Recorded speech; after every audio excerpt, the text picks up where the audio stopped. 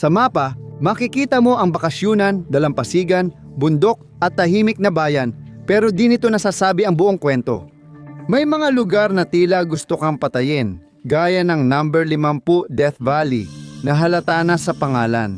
Ang lugar na ito ang may pinakamataas na temperatura ng hangin sa mundo, parang pugon. Hindi talaga hangin ang kalaban, kundi init ng lupa na umaabot ng 200 degrees Fahrenheit.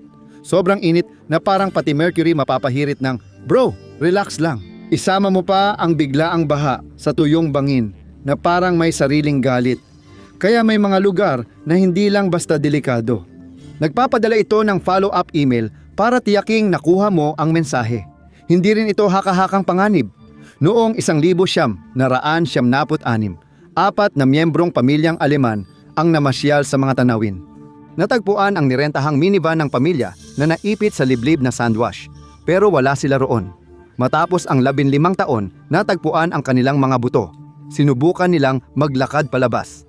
Naglakad sila sa tindi ng 100. 23 Fahrenheit na init. Patunay kung gaano kaseryoso ang pangalan ng walk-in freezer, 49. Ang bundok Washington ay 6,200 talampakan lang, malayo sa taas ng Everest at mas mababa pa kaysa Rockies. Ang bundok na ito ang may record ng pinakamalakas na hangin sa tao. 231 milya bawat oras. Dito nagtatagpo ang 3 bagyong landas na parang nag-aaway sa bar. Sa taglamig, pwedeng umabot sa 50 hanggang 100 Fahrenheit ang lamig dahil sa wind chill, kaya nagyeyelo agad ang balat sa ilang segundo. Mahigit 150 na ang namatay doon. Karamihan matapos tanungin, gaano kasama kung hindi ka nagyelo sa Mount Washington? Masaya ang Aleutian matapos ang trabaho bilang ika-48. Sa mga lagusan ng Aleutian, nararanasan ang pinakamarahas na panahon sa mundo. Parang washing machine na nasa death cycle. Makakaranas ka ng 70 milya kada oras na hangin, mga alon na parang likidong bundok at matinding nagyeyelong ambon. Sobrang lamig ng hangin kaya nagyeyelo ang tubig dagat sa bangka, kaya bumibigat at parang submarine ang barko dahil sa naipong yelo. Noong 2008 nawala ng kontrol sa timon ang Alaska Ranger na barkong pangisda sa gitna ng 30 talampakang mga alon at nagsimulang lumubog. Ang 47 na tripulante ay nag-abandona ng barko, tumalon sa nagyeyelong tubig. Ilang minuto lang ang tsansang mabuhay. Isang helicopter ng Coast Guard at isang kapatid na barko ang nakapagligtas sa 425 ang namatay. Mas gugustuhin ko pang sumugal sa mga polar bear kaysa mabuhay sa Aleutians. Ngayon, usap tayo tungkol sa isang lawa na sinusubukang tunawin ka. Numero 47. Tingnan mo to. Narito ang Mono Lake. Maganda, parang salamin ng langit. Pero huwag hawakan ng tubig dahil ito ay sinaunang alkali bath bomb. Sa 760,000 taon, nanatili ang mga asin at mineral. Pinapalapot ang lawa na parang niluluto sa sarili nitong maling desisyon. 3 beses na mas maalat kaysa dagat ang tubig dito at may pH 10. Pareho rin ang pH nito sa bleach, kaya alam mong matapang ang halo ng arsenic, carbonates at sulfates. Kaya ito ng mga ibon. Pero kapag nahulog kang may sugat, maghahanda sa sakit na di mo pa naranasan. Hindi pa nga tubig ang pinakadelikado, kundi ang tuyong alkali flats sa paligid nito. Kapag may hangin, nagkakaroon ng toxic na bagyong alikabok na parang buhangin na pwedeng makasira sa baga mo. Lumabas na gusto rin pala ng lawa ng paraan ng pag-atake sa hangin. Mula sa lawa na umaatake sa baga mo. Pupunta naman tayo sa isang bulkan na mas gusto ang full body na paraan. No, 46 Hawaii Volcanoes National Park sa United States. Nakikita ng tao ang lava at gustong kumuha ng magandang litrato. Nakakalimutan nilang maaaring tanggalin sila ng bulkan bago matapos ang pagkuha ng litrato. Isa ang Kilauea sa pinakaaktibong bulkan sa mundo. Noong 2018, hindi lang ito sumabog, para itong nabuksan, nilamon ang buong mga kalsada at pinaalis ang 2,000 tao. Ang resulta, magulo ang pagpupulong ng huwa. Pero hindi lang lava ang sumisira sa araw mo. Ang Hawaii Volcanoes National Park ay tila minahan ng di nakikitang panganib. Yung gilid ng bangin ay mga tumigas na lava shelves na akala mo matibay pero pwede kang mahulog sa dagat. Paano naman yung bog? Iyan ay volcanic fog para sa atin, halo ng sulfur dioxide at iba pang lason. Yung iba nag-uuwi ng souvenir galing bakasyon. Sa Hawaii, permanenteng sira sa baga ang pasalubong mo mula sa bulkan na natutunaw ang lupa hanggang sa kuweba na kayang tunawin ka. Numero 45. Ito ang Cave of Crystals. Parang Fortress of Solitude ni Superman kung gusto niyang mamatay. Natuklasan ng mga minero ang isang kuweba na may pinakamalalaking selenite crystal sa mundo. Umaabot ng 36 na talampakan ang haba at 3.2 talampakan ang kapal. Isa ito sa pinakamagagandang lugar sa mundo. Mapapahanga ka muna sa kalikasan bago nito subukang patayin ka. Kung lalampas ka ng 10 minuto, kailangan mo ng espesyal na gamit. Umaabot sa 136 Fahrenheit ang temperatura dito at 90 hanggang 100% ang halumigmig. Hindi ka makakapawis para lumamig ang katawan mo. Sa halip, unti-unting napupuno ng likido ang mga baga mo. Literal kang malulunod kahit nasa tuyong lupa ka. Ang saya ng kalikasan, di ba? Kung akala mo matindi ng mamatay sa crystal sauna, hintayin mong makita ang niluluto ng Tibet sa bilang 44. Sa matagal na panahon, ang Motowo County ang huling county sa Tibet na walang daan papasok. Bakit? Kasi isa sa mga ruta ay nangangailangan ng 75 milyang lakaran sa Himalayas. Parang ginawa yon ng isang taong galit sa mga tao. May 200 talampakang hanging tulay na umiindayog sa taas ng bangin, matatarik na bato at malupit na panahon. Parang gawa ito ng nababagot na supervillain, pero ang tunay na panganib ay mga pagguho ng lupa. Napakaalanganin ng rehiyon, kaya ang pagbagsak ng mga bato at pagguho ng putik ay araw-araw at palaging banta. Ang bagong kalsadang ginawa nila, madalas itong tinatangay ng tubig, kaya napipilitan silang gamitin ang lumang daan ng kamatayan. Pinakamaasahang paraan papasok o palabas. Kung ang ibig mong sabihin ay pwedeng gumuho kahit kailan. Kahanga-hangang makalabas ng Himalayas ng buhay. Sayang hindi pinapansin ng Atlantiko. Numero 43. Ang Nazare Canyon sa Portugal ay lagi ring maalong dagat. Ang Nazare ay isang tahimik na bayang pangingisda kung saan ang pinaka-wild na makikita mo ay isang seagull na nagnanakaw ng kaunti. Tuwing taglamig, nagiging mainit ang tensyon sa tubig dito. May underwater canyon na 16,000 talampakang lalim 3 beses na mas malalim kaysa Grand Canyon na nakatutok sa baybayin. Para itong higanting imbudo na nagpapalala ng masamang araw. Pinag-uusapan natin ang 80 hanggang 100 talampakang alon. Kapag nahuli ka nito, hindi ito gaya ng karaniwang pagkalunod. Parang nabangga ka ng mabilis na tren at tinangay sa ilalim ng tubig ng 3 minuto. Kapag nilulubog ka ng dagat, parang gusto kang mawala. Kaya payo ko, huwag kalimutan ang water wings mo. Mula sa dagat na parang sumusuntok hanggang sa kartel na naghahagis. Numero 42 syudad. Ang Victoria ang kabiserang estado ng Tamaulipas, Mexico. At ito ang sentro ng isa sa pinakamalupit na digmaan ng mga kartel sa mundo. Ang Zetas laban sa Gulf Cartel. At hindi sila palihim tungkol dito. Isipin mo na lang parang eksena sa action movie ang labanan nila. Mga convoy ng mga armored na truck ang dumadaan sa mga kalsada kahit 10 oras ng araw. At may mga mass grave na natutuklasan sa mga labas ng syudad. Oo, meron din yan dito. Pagsapit ng 2017, sobrang taas ng bilang ng mga pinapatay. Kaya napasama ito sa top 10 sa buong mundo. Hindi ito yung uri ng listahan na ipagmamalaki mong mapasama ka. Hindi ito lugar na basta puntahan. Pati global positioning system mo susuko. Kung tingin mo matindi na ang Syudad Victoria, hintayin mo pang makilala ang syudad. Taon-taon, parang libangan na lang ang pagpatay. Pang-41 sa listahan. Ilang taon ding tinagurian ang San Pedro Sula bilang murder capital ng mundo. Kahanga-hanga para sa bansang hindi nakikidigma. Paano nagkaroon ng perpektong bagyo ng kahirapan, kawalang tatag ng gobyerno at digmaan ng mga gang? Dahil sa MS, 13 at Baryo 18. Ang resulta? Isang lungsod kung saan ang pangingikil ay parte na lang ng araw-araw na gawain at ang buhay ng tao ay may halaga. Parang nasa gitna ng mura at buy one take one. Mas maayos na pero delikado pa rin pumunta. Mali lang ang t-shirt para kang nagboluntaryo. Balikan natin bilang pag-alala. Nakita natin ang kuweba na parang dahan-dahang inihaw ang mga turista, bundok na biglang nagyayelo sa kanila at lawa na kakaiba ang reaksyon sa balat ng tao. Simula pa lang ito. Marami pa tayong pupuntahan sa danger tour na ito. Numero 4. Ang La Orodia sa Peru ay isang bayan sa Andes na kilala sa malaking ore smelter na mahigit isang siglo nang nagbubuga ng tingga, zinc, tanso at sulfur dioxide sa hangin. Ano ang naging resulta? 99% ng batang nakatira roon ay may tingga sa dugo na triple sa limitasyon ng World Health Organization. Sa madaling salita, parang lahat dito ay gustong pumatay sa'yo. Lason ang hangin, patay ang lupa at lason ng ilog. Ito ang tinatawag ng mga sayentipiko na sacrifice zone. Salitang nerd para sa isa sa pinakanakakalason at hindi matirhang lugar sa buong mundo. Kung pag-uusapan ang mga lugar na parang gusto mong mamatay, number 39 Australia, kung saan dapat mag-ingat ka, ang pambansang awit. Ang Kigari, dating Fraser Island, ay parang paraiso. 75 milyang malinis na dalampasigan at mga sariwang tubig na lawa. Perpekto sa Instagram. Huwag magpaloko sa brochure dahil parang buffet dito ng malikhaing paraan ng kamatayan.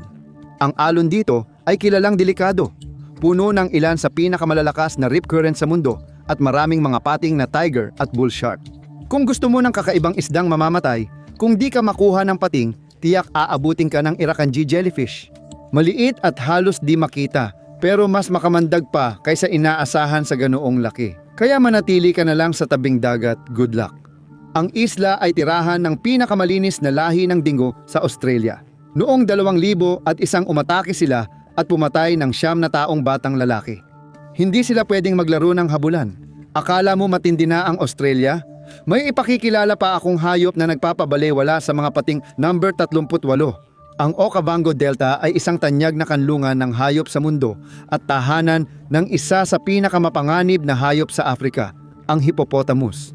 Oo, mabagal at mahilig sa tubig ang mga hippo, pero gusto nilang isipin mo lang iyon. Mabilis sila, delikado mag-isip at tumatakbo ng 19 na milya kada oras. Kayang hatiin ng panga nila ang isang 10 talampakang buwaya. Kapag may baha, gumagamit ang mga lokal ng mokro o bangkang kahoy sa paglalakbay. Ang pangunahing patakaran, huwag mong gulatin ang isang hipopotamo dahil kapag ginawa mo yon, baka iyon na ang huli mong pagkakataon. Kung gusto mo ng ganitong mga malalimang talakayan tungkol sa heograpiya, siguraduhing pindutin ang subscribe button. Dahil sa dami ng napag-aralan kong delikadong lugar, parang nakaka-relate na rin ako sa kanila. Kung hindi pa sapat ang stress sa armadong baboy ilog, hintayin mong makilala ang baybayin na gustong pumatay sa iyo bago ka makalapag. Numero 37. Ang Skeleton Coast sa Namibia ay tinawag ng mga Bushmen na lupang nilikha ng Diyos sa galit, at tama sila. Ang Skeleton Coast ay kung saan nagtatagpo ang Namib Desert at ang malamig, marahas na Atlantic Ocean. Parang dalawang magkaaway sa iisang bahay, laging may makapal na fog na bumabalot, parang sinasabi ng kalikasan, lumapit ka pa, may sorpresa pa. Nasa mga bato ka na. Ang baybayin ay parang personal na nawawala at natagpo ang libingan ng karagatan, puno ng mga buto ng balyena at wasak na mga barko. Kung makaligtas ka man sa pagkawasak, hindi ka pwedeng pumasok sa loob ng lupa. Daang-daang milya ng mga buhangin ng walang tubig ang nasa loob.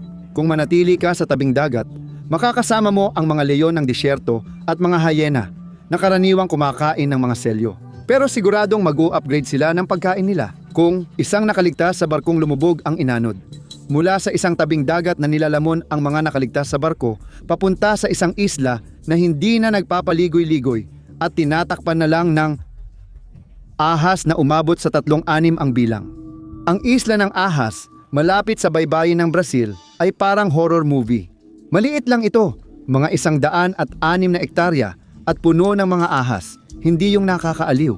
Ang tinutukoy natin dito ay, mga Golden Lance Head Pit Viper ay may malakas na laso na kayang tunawin ang laman ng tao. Astig, no? Bakit sila marami? Kasi walang mandaragit o pumipigil sa kanila, kaya sila dumadami at nabubuhay ng maayos. Tinatayang may 1 hanggang 5 ahas bawat metro kwadrado, kaya parang gumagalaw ang lupa.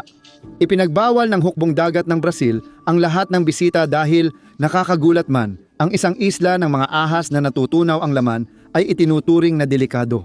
Ayon sa lokal na alamat, hindi basta nawala ang huling tagapagbantay ng parola at pamilya niya. Sinasabing nilusob sila ng mga ahas sa bintana, kaya napaaga ang kanilang pag-alis. Kung binigyan tayo ng Brazil ng mga ahas na natutunaw ang laman, sinasagot naman ito ng Tanzania ng tubig na nagpapapatigas ng laman. Bilang 35, Umaabot sa 12 ang pH ng Lake Natron, kaya hindi ito bath bomb, kundi alkali bomb.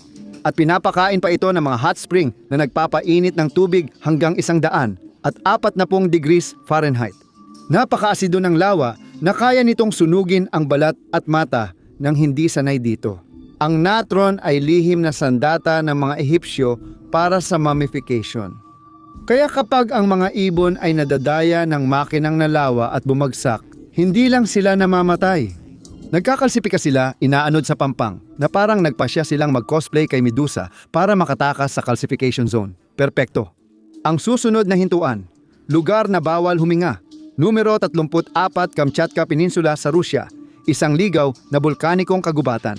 Matatagpuan dito ang lambak ng mga geyser at lambak ng kamatayan na hindi gaanong kaaya-aya sa turista. Isang 12 milyang lupain sa paanan ng bulkan na nagpapasakal sa mga hayop. Patuloy na naglalabas ng hydrogen sulfide ang bulkan. Pumapasok ang mga hayop, sumisinghot ng hangin at agad nagsisisi sa kanilang mga desisyon. Napapansin ng mga bantay na parang inaantok ang mga lobo, oso at agila. Ito na ang pinakamadaling proyekto ng taxidermy. Mula sa isang lambak na parang kumot ng mga hayop magpakailanman hanggang sa isang isla na nagpapasabog ng kahit anong lumapit dito. Numero 33, Barren Island. Mula sa pangalan Tigang at ito lang ang aktibong bulkan sa Andaman at Nicobar Islands. Malayo ito, marahas, at patuloy ang pagwawala mula 1,971 naglalabas ng abo, lava at pyroclastic flows. Parang allergic sa katahimikan. Ang paglapag ng bangka rito ay hindi tapang, kundi parang pagsama sa sarili mong memorial service. Nakakalaso ng tubig sa isla. Ang isla ay parang kono ng nagbabagang bato na laging galit sa lumalapit. Isang sigawan lang ang layo sa bulkan. Hindi ka pwedeng maglapag sa mga ilog. At siguradong hindi mo dapat mahulog sa bilang 32. Ang Amazon Meeting of Waters sa Brazil, malapit sa Manaus, ay tagpuan ng Rio Negro at Solimões. Dalawang malalaking ilog na bumubuo ng Amazon, ngunit hindi agad sila naghahalo. Milya-milya. Magkatabing dumadaloy ang itim na tubig ng Negro at ang kulay buhangin ng Solimões. Maganda sa Instagram pero di maganda sa kalusugan. Dahil sa magkaibang temperatura, bilis at densidad ng dalawang ilog, nabubuo ang malalakas na undercurrent na pwedeng humila ng bangka. Nagdadagdag din ito ng kakaibang lasa. Isipin mo ang mga piranha, anaconda at kandiru, yung maliliit na parasitikong isdang parang vampira na. Sabihin na lang natin, siguradong hindi ka na muling maliligo dito. Nature documentary ito na gawa ng pinakamalalaking takot mo. Tubig na nanghihila pababa at bakterya na gustong paghiwa-hiwalayin ka. Numero 31, Vibrio vulnificus. Hindi lang ito isang lugar.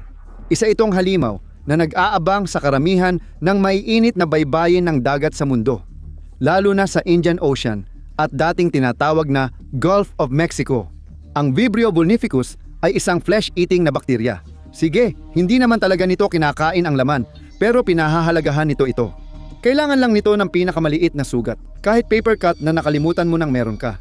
Pagkalipas ng ilang oras, mula sa kakaibang pakiramdam, tutubo na ang mga paltos, mangitim ang balat, at mamamatay ang mga laman na parang biglang umaalis sa trabaho. Iyan ang necrotizing fasciitis, parang demolition crew na bakterya. Kaya kung lumalangoy kang may sugat, para kang naglalaro ng microbial ruleta. Mas mabuti pang sa Vegas ka pumunta kaysa maligo.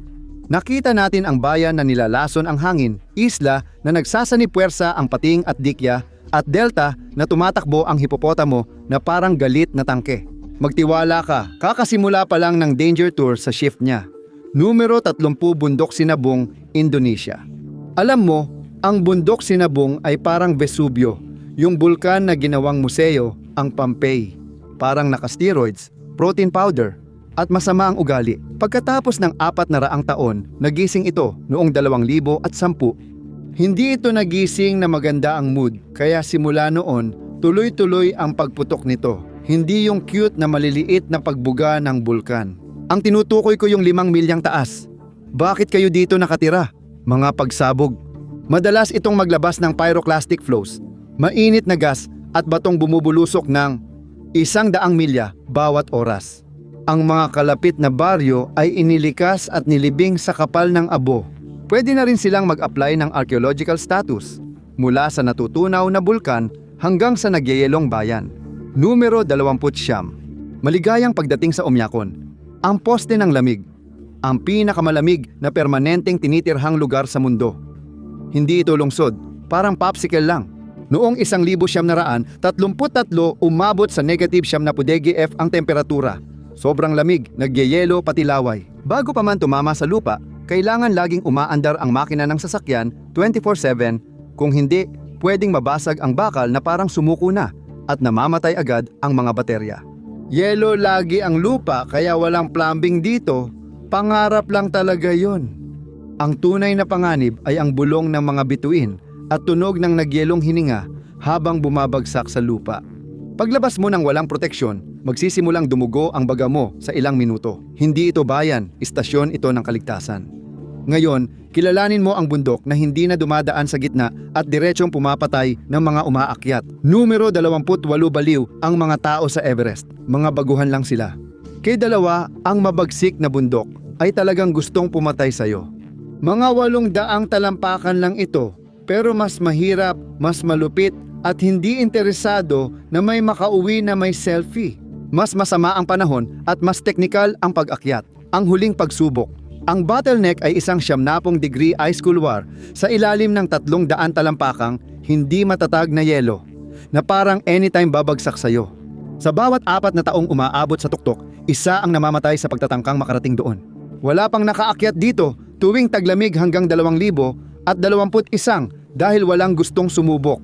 Hindi mahalaga sa kidalawa ang permit mo o Instagram. Galit lang talaga ang bundok na to sa'yo. Kung pinapatay ka ng kidalawa habang paakyat, gusto ng Quake Lake ng Sichuan na mahulog ka sa ika-27. Noong 2017, 7.7 magnitude na lindol ang yumanig sa Sichuan, China na nagdulot ng 87,000 na namatay at nagbago sa kalupaan. Parang batang paslit na winawasak ang Lego set. Pero lumikha rin ito ng isang bagong nagbabantang panganib.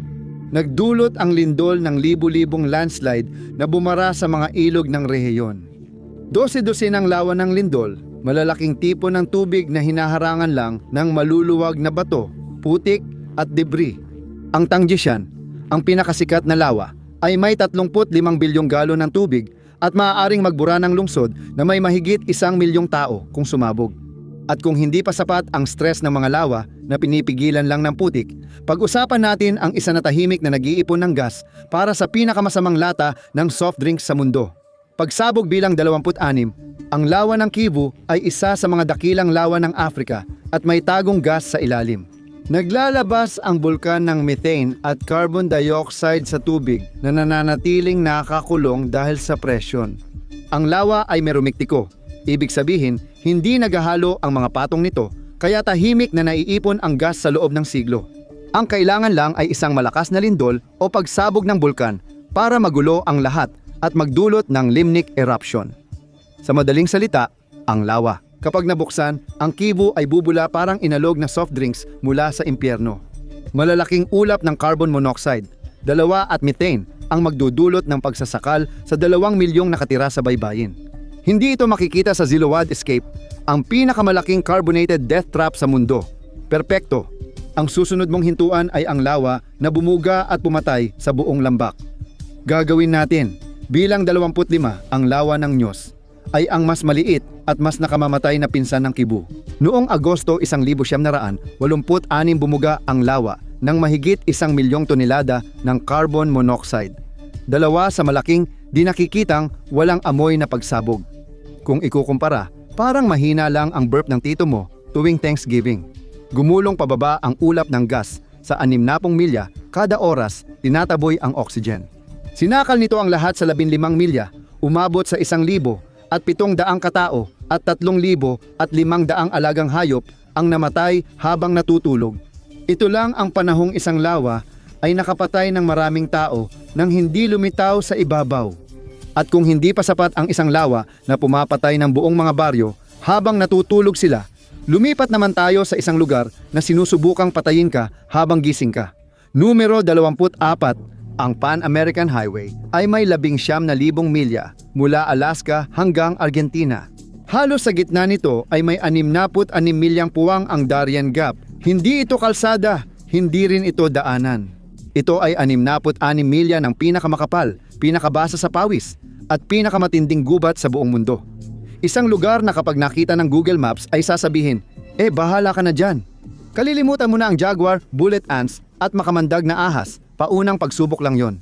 Ang tunay na panganib ay ang biglaang pagbaha na ginagawang mga ilog ng kamatayan ang mga tahimik na sapa sa loob lamang ng ilang segundo. At kung hindi ka mapahamak ng kalikasan, mga tao naman ang babalikan ka. Ang Gap ay tanyag na ruta ng mga smuggler, drug trafficker at armadong milisya. Hindi ito paglalakad, kundi hiling ng kamatayan mula sa gubat na galit sa iyo tungo sa kagubatang puno ng talinghaga at pumapatay sa realidad. 23, ang sakuna sa Chernobyl ay hindi dapat puntahan. Ngunit ang tunay na panganib ay nasa pulang kagubatan, hindi sa reaktor. Ang 4 milyang parisukat ng mga punong pino ay direktang tinamaan ng matinding radioactive fallout at sumipsip ng napakaraming radiation. Nagwala sila, biglang naglaho at naging kulay kalawang na parang multo. Inilibing sila. Pero ang lupa ay isa pa rin sa pinakakontaminadong lugar sa mundo. Bagong panganib ang wildfire. Kapag may sunog sa kagubatan, muling mailalabas sa hangin ang cesium-137 at ibang radionuclides na magdudulot ng panibagong ulap ng radyaktibidad. Sa Europa, ang red forest lang ang kagubatan na hindi dapat gawin ang huminto, humiga at gumulong. Sa halip, tumakbo ka. Ano ang nangyayari kapag nararadyasyon ang mga puno? Nangyayari ang miluso. Kapag tinamaan ng radyasyon ang Soviet Waste Management Policy, 22 aksidente ang nangyari sa Chernobyl. Ang miluso ay isang pagpili. Isang lihim na bayan ng pagmimina ng uranium ng Soviet ito na nagproseso ng 10,000 tonelada ng ore sa loob ng 20 taon at basta itinapon ang mga basura. Walang pananggalang o containment, puro klasikong Soviet kumpiyansa. May 23 malalaking delikadong tapunan ng basura sa hindi matatag na burol sa itaas ng bayan at Cherry. Sa nuklear na linggong ito, ang buong rehiyon ay madaling tamaan ng lindol at landslide. Isang malakas na pagyanig lang at lahat. Diretso sa ilog ang uranium slurry na iyon, nilalason ang pinagkukunan ng tubig para sa buong lambak ng Fergana, na kilala rin bilang breadbasket ng gitnang Asya. Kung kulang pa ang bayan sa radioactive na landslide, may lungsod naman na ang hangin ay araw-araw nagdudulot ng pananakit. Kaso ng pananakit, DAS 21, hindi geological hazard ang Delhi, kundi atmospheric. Sa matinding araw, sobrang nakakalason ang hangin dito na parang pumili ang langit. Ang karahasan, usok ng sasakyan, pabrika, at pagsusunog ng pananim mula kalapit na estado ay nagdudulot ng makapal na heat dome ng smog. Ang particulate matter, 25 maliliit na particle na nakakasira sa baga, ay pwedeng lumampas ng 40 beses sa ligtas na limitasyon ng World Health Organization. Ang init ng tag-init, alon at ground level ozone ay nagdudulot ng mas kaunting hangin at mas madalas na pag-atake sa paghinga. Ang pamumuhay dito ay parang naninigarilyo ng 30 sigarilyo araw-araw, kaya hindi ko ito irerekomenda. Paborito ko ngayon ang sumasabog na lawa. Ikaw, ano ang sayo? I-comment mo sa ibaba. Maniwala ka man o hindi, hindi parurok ng Danger Tour. Numero 20. Ang Dagat Aral, dating ika-4 na pinakamalaking lawa sa mundo, noon iyon noong dekada 1960. Tiningnan ito ng mga tagaplano ng Soviet at naisip nila, alam mo ba, itong napakalaking anyong tubig na ito, kailangan daw ng mas kaunting tubig. Inilihis nila ang mga ilog para magtanim ng bulak sa disyerto. Hulaan mo kung ano ang nangyari. Hindi lang lumiit ang dagat, tuluyan itong namatay. Ngayon, isang malawak apokaliptikong disyertong puno ng alikabok na tinatawag na disyertong Aralkum. Balot ng dekada ng pestisidyo at pataba ang bagong lantad na ilalim ng dagat. Tuwing umiihip ang hangin, may dalang lasong alikabok na nagdudulot ng kanser sa lalamunan at sakit sa baga. Sa daan-daang milya, tila tuloy-tuloy na naninigarilyo ang lupa. Hindi lang ito lawa, naging lugar din ito ng di sinasadyang pagsubok ng chemical na sandata. Kung ang Dagat Aral ay bunga ng pagsira ng tao sa tubig, ang yelo sa Greenland ay kapag tubig ang sumira sa tao. Numero 11. Ang yelo sa dagat ng Greenland ay hindi matibay. Ito ay pabago-bago at delikado parang minahan.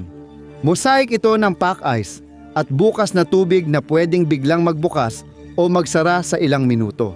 Isang maling hakbang lang. Nasa 29 degree na tubig ka, may 60 segundo ka bago bumigay ang kalamnan at magdesisyon. Hypothermia ang resulta, kaya masama pa rin manatili sa yelo. Hindi ito matatag, maraming bitak, at pwedeng kang ipadpad sa Arctic dala ang sarili mong kapahamakan. Kung minahan ang Greenland, patibong naman ang Antarctica, patibong 18. Ang crevasse ay parang trapdoor ng glacier, isang napakalalim na bitak na nag-aabang ng biktima sa Antarctica. Natatakpan ang mga bitak ng manipis at marupok na tulay ng nyebe kaya hindi mo sila makikita. Tusong-tuso, di ba? Naglalakad ka sa tahimik na puting kapatagan tapos bigla kang mahuhulog sa bughaw itim na bangin.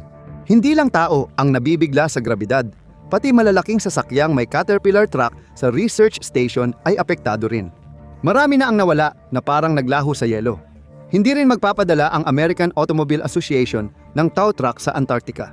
Gusto ng Antarctica na burahin ka gamit ang patibong, pero mas gusto ni Tristan da Cunha ang mabagal na paraan. 17.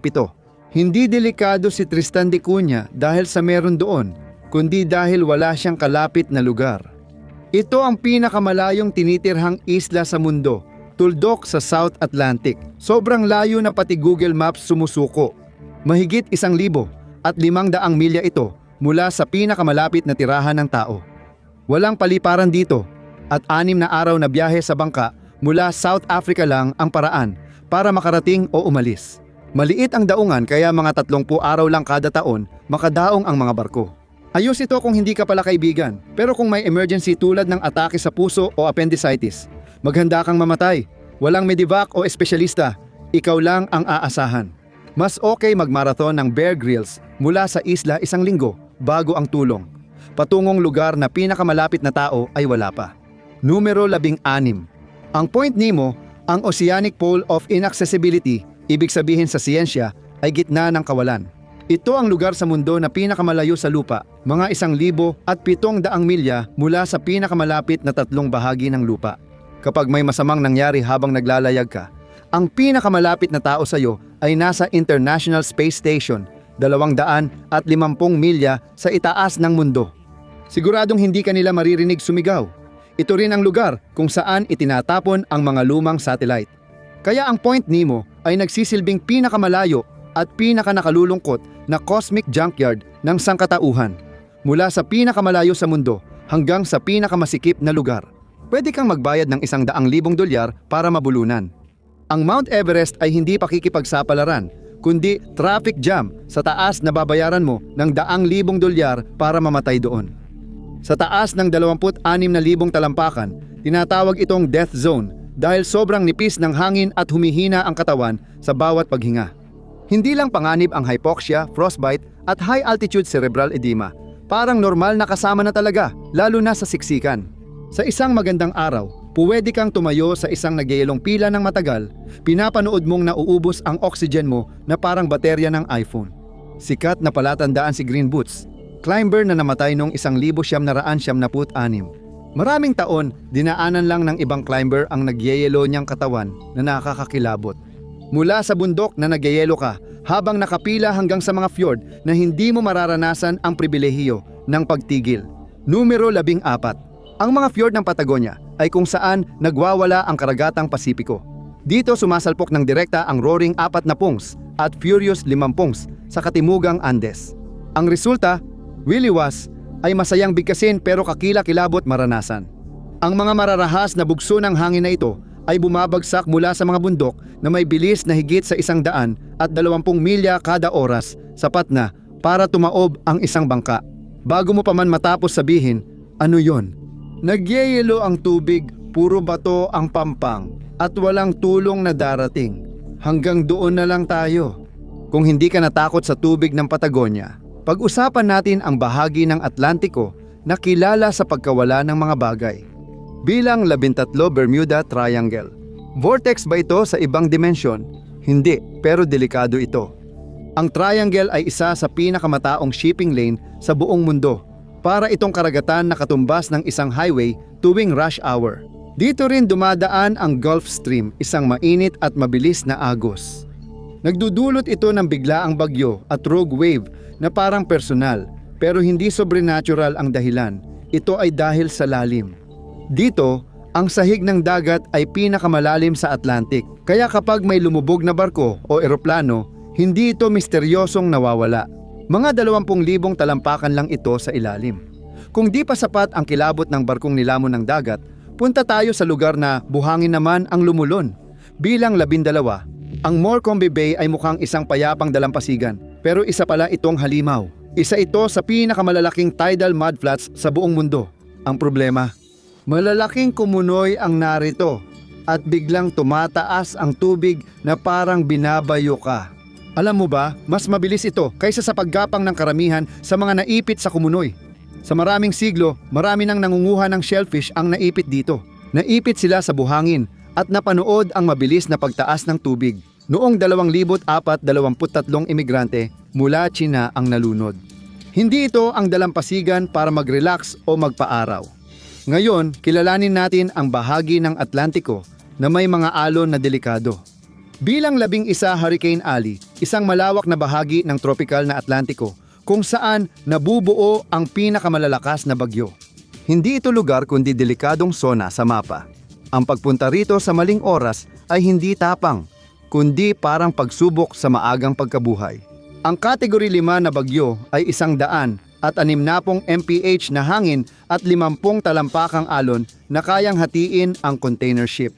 Hindi ka lang basta nasa bagyo, para kang nasa loob ng 300 milyang lapad na blender ng hangin at tubig na walang off switch. Nakaligtas na tayo sa mga nakalalasong disyerto, gumuguhong mga yelo at matinding pag-iisa. Kahit naaawa ang mga satellite at hangin sa'yo, nananatili kang buo. Congrats! Opisyal mo nang na-unlock ang final boss level 10. Ang Sahel ay 3,300 milyang lupain sa timog ng Sahara at isang transition zone. Isa pang paraan ng pagsasabi, lahat ay nagkakagulo dito, dinudurog ng dalawang puwersa, climate change at extremist violence. Saya, di ba? Ang mga sakahan ay nagiging parang higanting tray ng buhangin ng pusa, nagdudulot ng tagtuyot at taggutom na nagtutulak sa milyon-milyon sa bingit ng panganib. Nandyan pa rin sina Islamic State of Iraq and Syria at Al-Qaeda na parang kanila ang rehiyon sa giyera. Hindi ito delikadong lugar dahil sa mga bangin, agos, o mababangis na hayop, delikadong lugar talaga ito. Sabay-sabay bumabagsak ang klima, lupa at armadong ekstremista.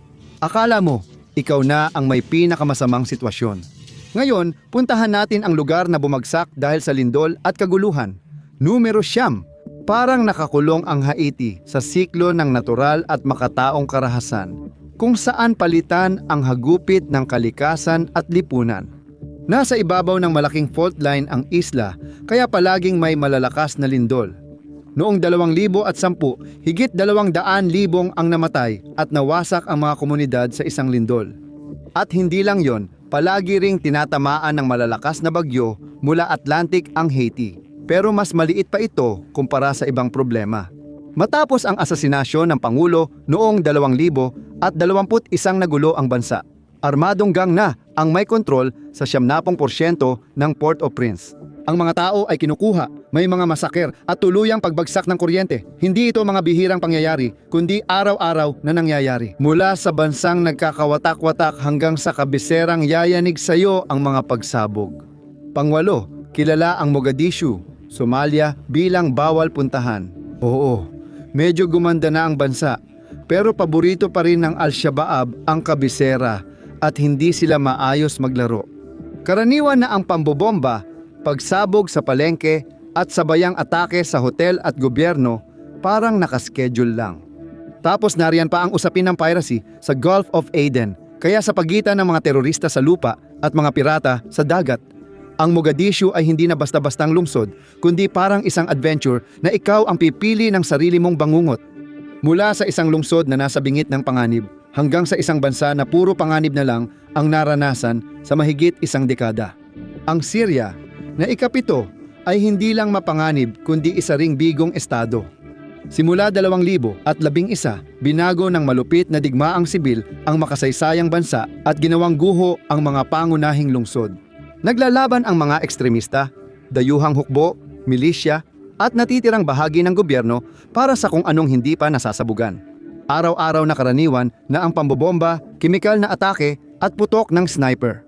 Ang Syria ay lugar na pati pinakamasamang senaryo ay umaatras at nagsasabing, babalik na lang ako mamaya.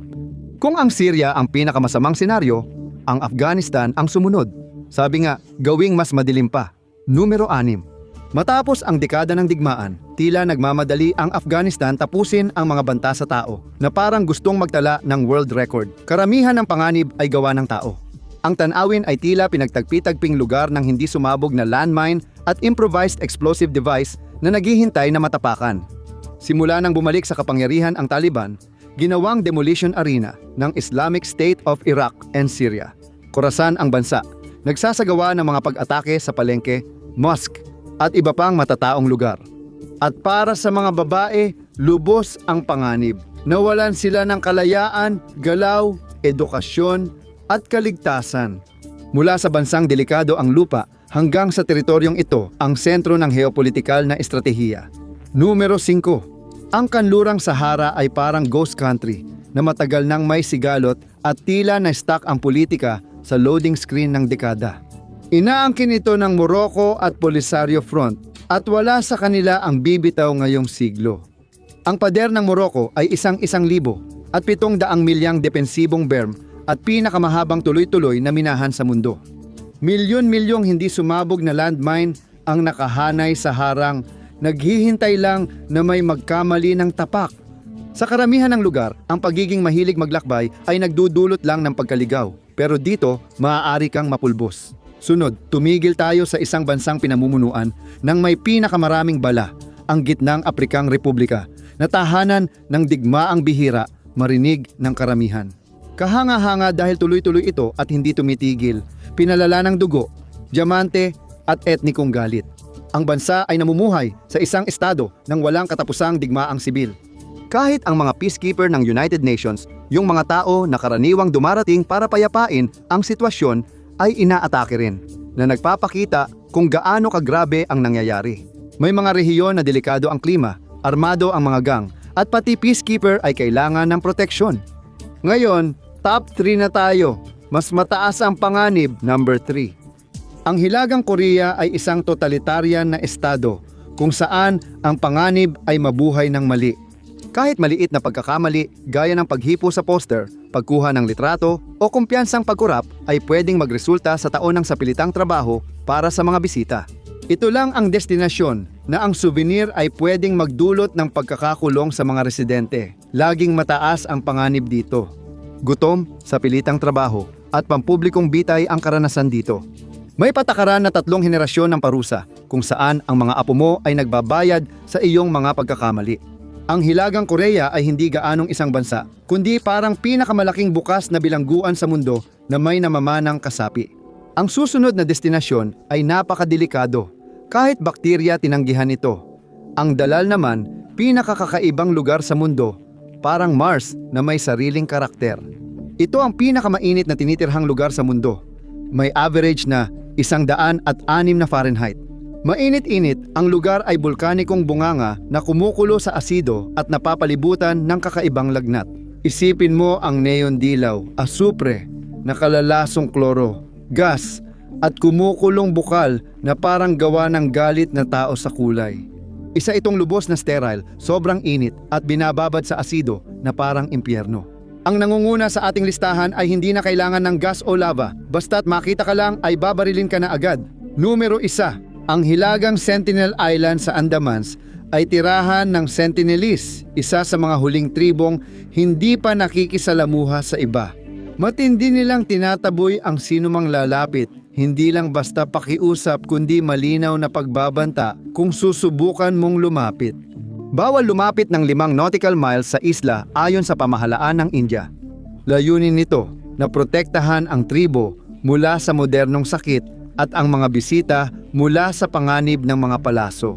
Noong 2018, isang Amerikanong misyonaryo na nagngangalang John Allen Chau ang nagpasya na ang mga babala, batas, at halos lahat ng payo ay hindi para sa kanya. Nagbayad siya sa mga mangingisda para lihim siyang madala sa isla. Naniniwalang may misyon siya mula sa Diyos. Sinalubong siya ng mga sentinelese at tinangkang bigyan ng regalo. Sumagot sila ng mga palaso. mabilis at malinaw. Maya-maya nakita ng mga mangingisda na hinila na ang katawan niya. Hindi na nakuha ang kanyang labi. Salamat sa pagsama ngayon. Sana nagustuhan ninyo ang video. Kung gusto pa ng ganitong content, mag-subscribe at i-on ang notifications. Malaking tulong ito. Salamat at magkita tayo ulit dito sa MathPack.